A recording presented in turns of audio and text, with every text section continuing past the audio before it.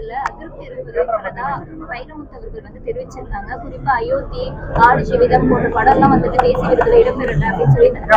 எனக்கு வைரமுத்து பத்தி என்ன கேட்டுதான் ஆகணுமா உங்களுக்கு? உலகத்துல வேற யாருமே இல்லையா? வைரமுத்து தான் கேட்கணுமா? வேற உங்க தப்பு இல்ல, உங்களை கேட்க வச்சிருப்பாங்க.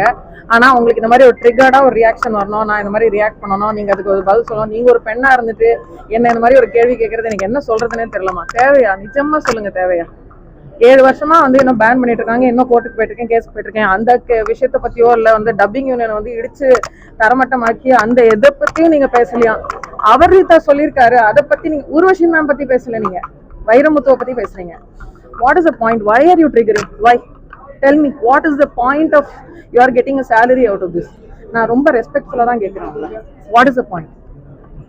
இதை வந்து ஒரு பிரேக்கிங் நியூஸ் அப்படின்னு அதுக்கு ஒரு ட்ரிகர் ஒன்று போட்டு அதுக்கு ஒரு ஹெட்லைன் போட்டு சீரினார் சின்மை, சிறுகடித்தார் சின்மை, சாவடிச்சார் சின்மைன்னு ஒன்று போடுவீங்க. சாணக்க சாணா, சீனாக்க சீனா. முடிஞ்சிச்சா? இன்னைக்கு முடிஞ்சிச்சா டிஆர்பி? ஓகேவா? ஐஸ்வர்யா ஹாஸ்பிட்டல் பத்தி பேசலாமா?